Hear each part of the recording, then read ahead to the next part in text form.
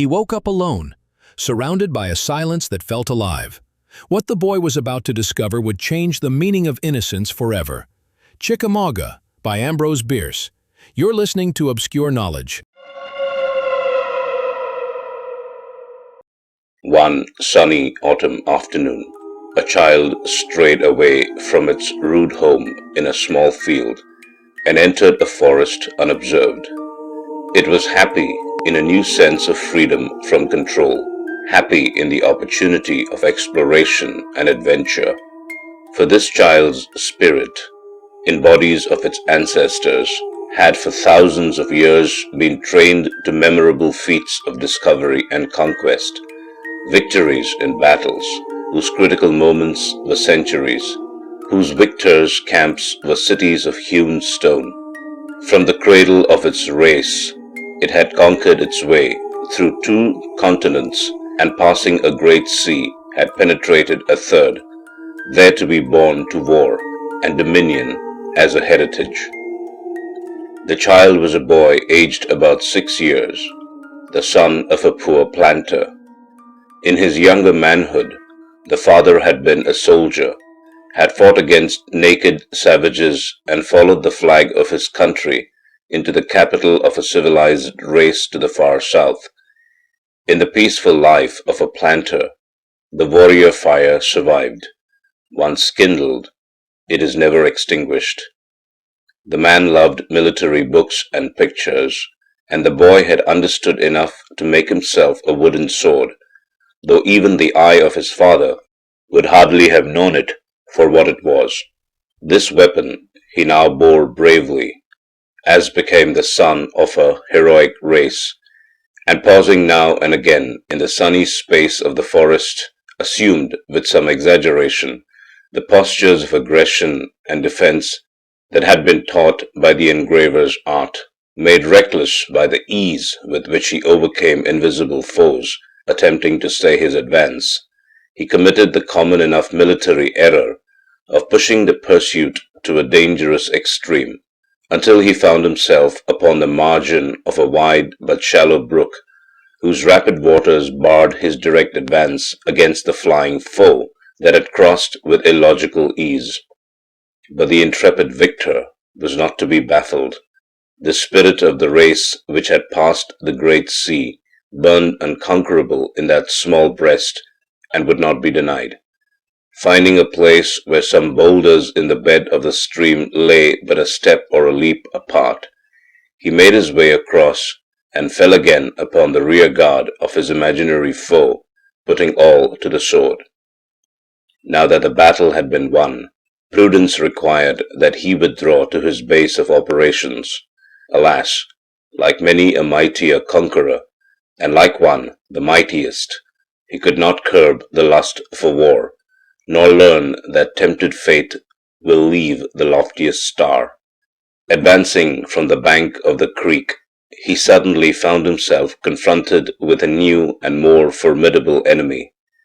In the path that he was following sat bolt upright, with ears erect and paws suspended before it, a rabbit. With a startled cry, the child turned and fled. He knew not in what direction, calling with inarticulate cries for his mother, weeping, stumbling, his tender skin cruelly torn by brambles, his little heart beating hard with terror, breathless, blind with tears, lost in the forest.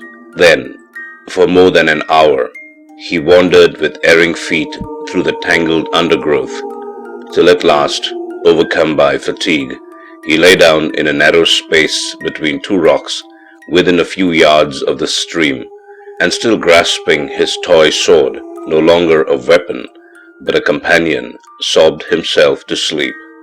The woodbirds sang merrily above his head.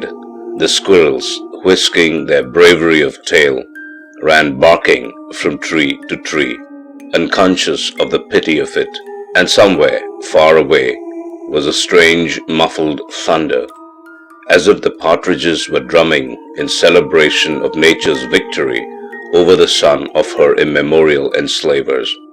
And back at the little plantation, where white men and black were hastily searching the fields and hedges in alarm, a mother's heart was breaking for her missing child. Hours passed, and then the little sleeper rose to his feet. The chill of the evening was in his limbs, the fear of the gloom in his heart. But he had rested, and he no longer wept. With some blind instinct which impelled to action, he struggled through the undergrowth about him and came to a more open ground. On his right, the brook; to the left, a gentle acclivity studded with infrequent trees; over all, the gathering gloom of twilight. A thin, ghostly mist rose along the water. It frightened and repelled him. Instead of recrossing in the direction whence he had come, he turned his back upon it and went forward toward the dark enclosing wood. Suddenly he saw before him a strange moving object, which he took to be some large animal, a dog, a pig. He could not name it. Perhaps it was a bear. He had seen pictures of bears, but knew of nothing to their discredit, and had vaguely wished to meet one. But something in form or movement of this object, something in the awkwardness of its approach, told him that it was not a bear, and curiosity was stayed by fear. He stood still, and as it came slowly on, gained courage every moment, for he saw that at least it had not the long menacing ears of the rabbit. Possibly his impressionable mind was half conscious of something familiar in its shambling, awkward gait. Before it had approached near enough to resolve his doubts, he saw that it was followed by another and another. To right and to left were many more. The whole open space about him were alive with them, all moving toward the brook. They were men. They crept upon their hands and knees. They used their hands only, dragging their legs. They used their knees only, their arms hanging idle at their side. They strove to rise to their feet, but fell prone in the attempt. They did nothing naturally, and nothing alike, save only to advance foot by foot in the same direction. Singly, in pairs, and in little groups, they came on through the gloom, some halting now and again, while others crept slowly past them, then resuming their movement. They came by dozens and by hundreds, as far on either side as one could see in the deepening gloom. They extended, and the black wood behind them appeared to be inexhaustible. The very ground seemed in motion toward the creek. Occasionally, one who had paused did not go on again, but lay motionless. He was dead. Some, pausing, made strange gestures with their hands, erected their arms and lowered them again, clasped their heads, spread their palms upward, as men are sometimes seen to do in public prayer. Not all of this did the child note. It is what would have been noted by an elder observer. He saw little, but that these were men, yet crept like babes. Being men, they were not terrible, though unfamiliarly clad. He moved among them freely, going from one to another and peering into their faces with childish curiosity. All their faces were singularly white, and many were streaked and gouted with red. Something in this, something too, perhaps, in their grotesque attitudes and movements, reminded him of the painted clown whom he had seen last summer in the circus, and he laughed as he watched them. But on and ever on they crept, these maimed and bleeding men, as heedless as he of the dramatic contrast between his laughter and their own ghastly gravity. To him it was a merry spectacle. He had seen his father's Negroes creep upon their hands and knees for his amusement, had ridden them so, making believe they were his horses. He now approached one of these crawling figures from behind, and with an agile movement mounted it astride. the man sank upon his breast, recovered, flung the small boy fiercely to the ground as an unbroken colt might have done, then turning upon him a face that lacked a lower jaw. From the upper teeth to the throat there was a great red gap fringed with hanging shreds of flesh and splinters of bone. The unnatural prominence of nose, the absence of chin, the fierce eyes, gave this man the appearance of a great bird of prey, crimsoned in throat and breast by the blood of its quarry. The man rose to his knees, the child to his feet. The man shook his fist at the child. The child, terrified at last, ran to a tree nearby, got upon the farther side of it, and took a more serious view of the situation. And so the clumsy multitude dragged itself slowly and painfully along in hideous pantomime, moving forward down the slope like a swarm of great black beetles, with never a sound of going, in silence profound, absolute.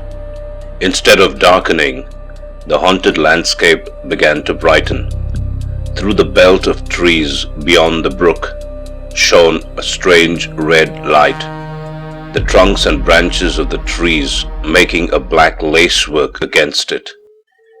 It struck the creeping figures and gave them monstrous shadows which caricatured their movements on the lit grass. It fell upon their faces, touching their whiteness with a ruddy tinge, accentuating the stains with which so many of them were freaked and maculated. It sparkled on buttons and bits of metal in their clothing. Instinctively, the child turned toward the growing splendor and moved down the slope with his horrible companions. In a few moments had passed the foremost of the throng, not much of a feat considering his advantages. He placed himself in the lead, his wooden sword still in hand, and solemnly directing the march, conforming his pace to theirs, and occasionally turning as if to see that his forces did not straggle. Surely such a leader never before had such a following. Scattered about upon the ground, now slowly narrowing by the encroachment of this awful march to water, were certain articles to which in the leader's mind were coupled no significant associations: an occasional blanket tightly rolled lengthwise, doubled, and ends bound together with a string, a heavy knapsack here and there, a broken rifle, such things, in short, as are found in the rear of retreating troops, the spoor of men flying from their hunters. Everywhere near the creek, which here had a margin of lowland, the earth was trodden into the mud by the feet of men and horses. An observer of better experience in the use of his eyes would have noticed that these footprints pointed in both directions. The ground had been twice passed over, in advance and in retreat. A few hours before, these desperate, stricken men, with their more fortunate and now distant comrades, had penetrated the forest in thousands, their successive battalions breaking into swarms and reforming in lines, had passed the child on every side, had almost trodden on him as he slept. The rustle and murmur of their march had not awakened him. Almost within a stone's throw of where he lay, they had fought a battle, but all unheard by him were the roar of the musketry, the shock of the cannon, the thunder of the captains, and the shouting.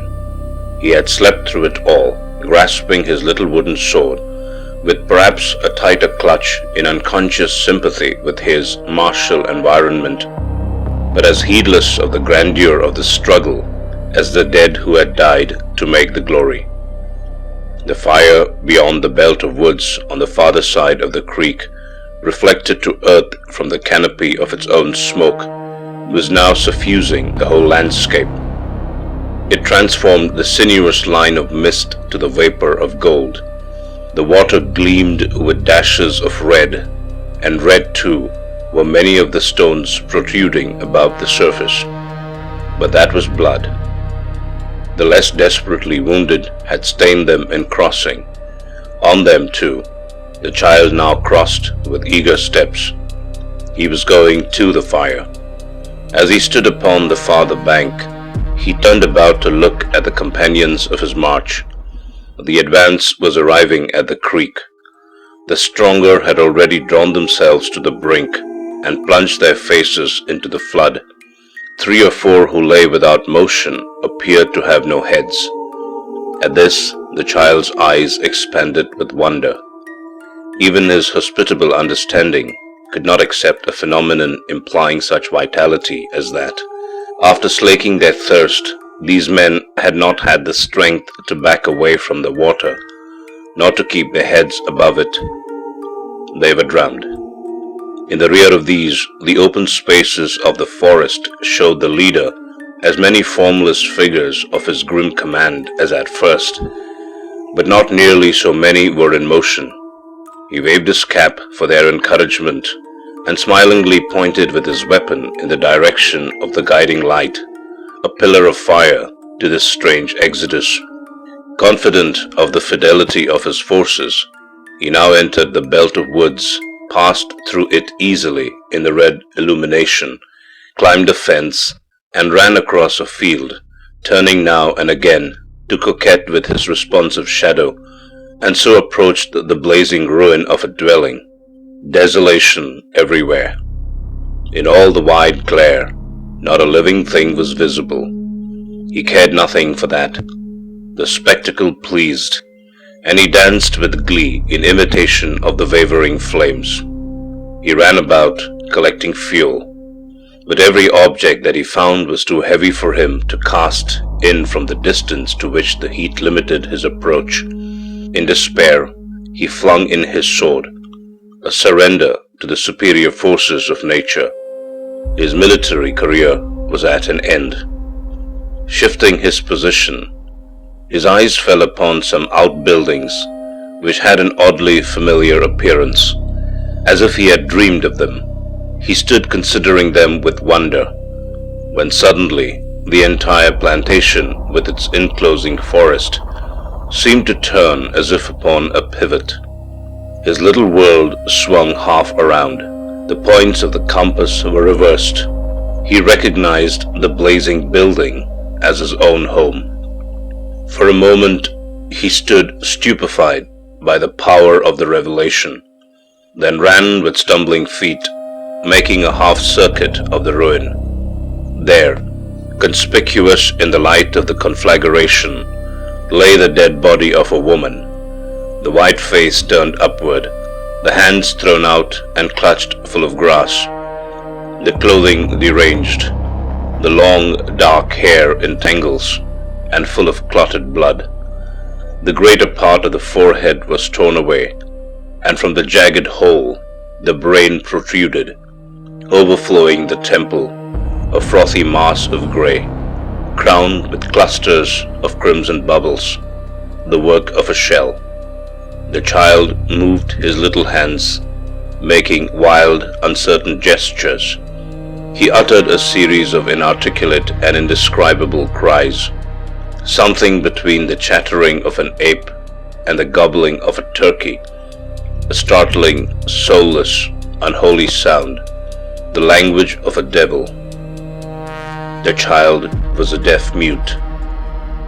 Then he stood motionless, with quivering lips, looking down upon the wreck.